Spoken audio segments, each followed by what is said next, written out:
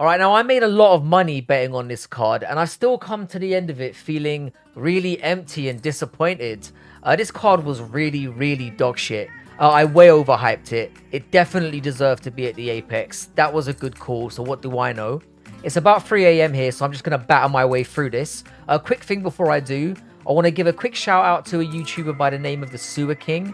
The link's going to be in the description for his YouTube channel. And I'm going to link his latest video to the end video of this one. Dude is hilarious. You will not be disappointed. He kind of does MMA reaction stuff that is just really funny. So check him out after you watch this. Let's just get this one over with. Yeah, our time on this earth is eternally valuable, and I wasted 15 minutes of them watching this steaming pile of dog shit. It wouldn't be the first time I felt this way on this card. I picked Vidal. Forgive me for expecting the active fighter to be a 33-year-old spinster having only her 6th professional fight. I didn't bet on this one though. Your boy isn't a retard, I think. Vidal basically spammed leg kicks, landing over 40 throughout the fight. The other dumpy one, whose name I kept forgetting, Rendon, it's Rendon, was mostly headhunting. They mostly cancelled each other out on the feet. Now the two things that won the debutante this fight were timely takedowns and control time. She did nothing on top, of course. It's women's MMA. But Vidal's retarded corner really sealed it for her. They told their fighter that she was 2 rounds up. Based on what, I have no fucking clue. Watching this sludge week after week is actually making me not just hate women's MMA, but women in general. Alright, this was somehow worse. What a shit fight this was. They basically hugged each other for 2 rounds and then rolled around a bit. I swear to God, that's what happened. The 3rd round, they both finally woke up for about a minute, and Inoue basically remembered that she's a fucking striker. She caught Goldy a few times, and then they went back to having a little les out. How is anyone supposed to judge this horse manure? On a side note, if Goldy is not on roids, then no one is. I called Inoue a Japanese hottie as well in the pre-fight build-up. All I can do is apologize for that. That was inaccurate. She won, kind of, and I just kind of realized Muhammad Usman was coming up next. Fuck you, UFC. Alright, this was the best version I've seen of Muhammad Usman, to be fair, and it was still utter bollocks. First round, Collier dictated the pace, was far more active, he landed more. Usman looked slow and got wobbled at one point with an overhand. Call me Nostradamus. Second round, Usman lands an eye poke about a minute in, and I thought it was over the way Collier reacted, like he'd been shot in the face from point blank range. Unfortunately, the fight continued after a minute, and Usman found the timing and started landing some jabs, moving horizontally quite well, and Collier was clearly wearing it. Final round, and Usman continued to find the range before picking Collier up and dropping him on his head. This woke me up a little bit. He spent the rest of the round on top. Job done, clear 2-1. One judge gave Usman the first round as well. Yeah, okay, sure, buddy.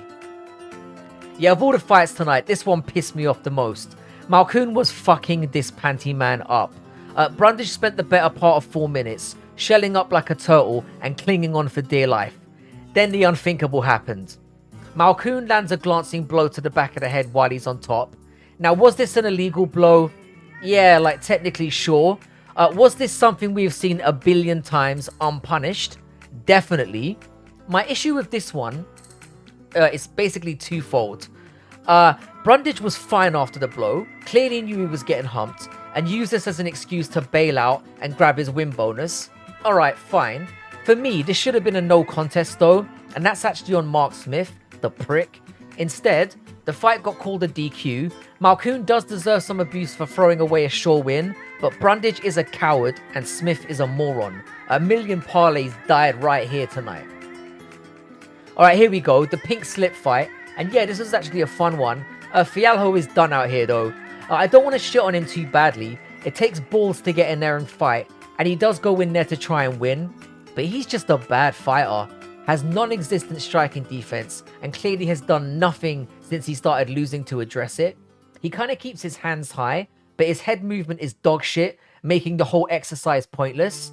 Means used the space like a pro, exploded when he had Fialho in position against the fence, timed knees, invested in the bodies, which basically drained Fialho to the point but he was unable to wear him, where he was able to kind of wear him down, and he found a finish in a third.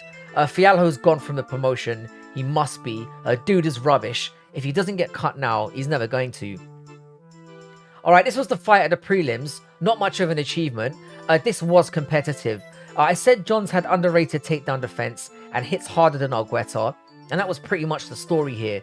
Argueta's game plan was to put on immense pressure and basically use his cardio as a weapon, hopefully wear down Johns, who doesn't have the best cardio base, but he just couldn't get Johns down and keep him there, and when they did trade, Johns was simply doing the eye-catching damage.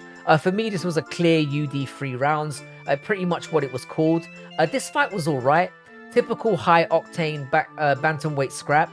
The best thing about this, though, was that it drew a close to one of the worst prelim sections of a card I've ever sat through. This was torture, and the main card, to be honest, did not get much better. Yeah, this was not a great fight as well, but at least it was a pretty quick one. Jourdain landed some body kicks and went to pull a ghillie, usually a dumb move, and appeared to be as Ramos slipped his head out and had some control on top.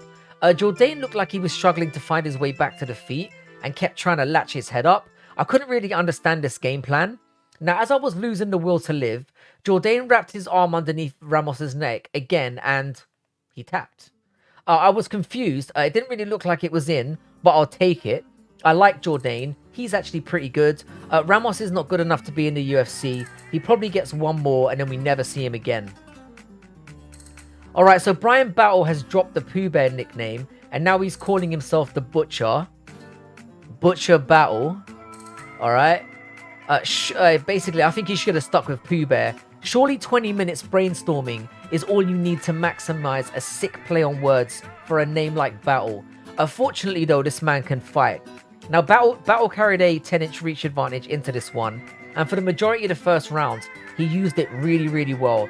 He was firing off long-range teeps to the body of Fletcher, using only hands when he got in too close, and that was working really, really well too.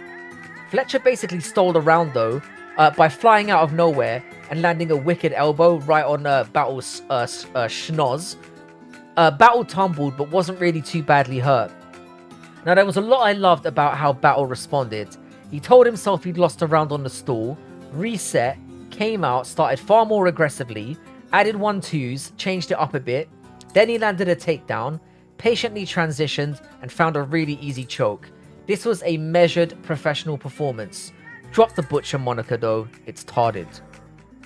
Alright, firstly, I did not know this was a rematch. I've literally watched every card for about a decade, and I don't remember them fighting the first time. Weird. Massive credit to Michelle Waterson. She went for a takedown early, which was smart.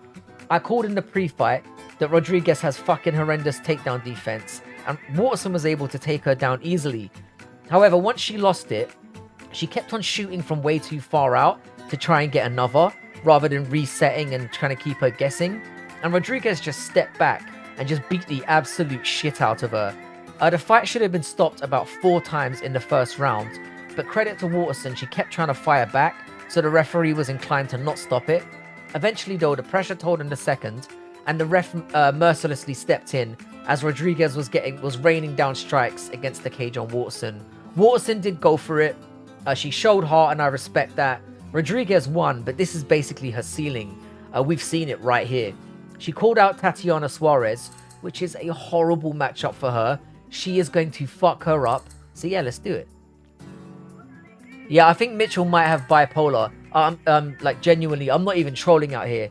I know he's an oddball, but god damn, that stuff with the Bible and the impromptu prayer circle at the end was fucking wild. Anyway, this fight went pretty much as I expected. Ige started off really well, landed a left which cut Bryce right above the eye, and he did a good job to stuff the first few takedowns. It was looking like it was going to be a long night for Bryce, but the man's relentless though. He stuck to the game plan, and once he landed a takedown at the end of the first round and showed that he could control Ige on top, the writing was on the wall. The rounds were close, and Ige did significant damage to Fug Nasty's eye in both the opening rounds, but Bryce has the tank for days and had enough control time and a threat on top to clearly win 2 of the 3 rounds. It was a competitive fight, a weird ending in the post-fight.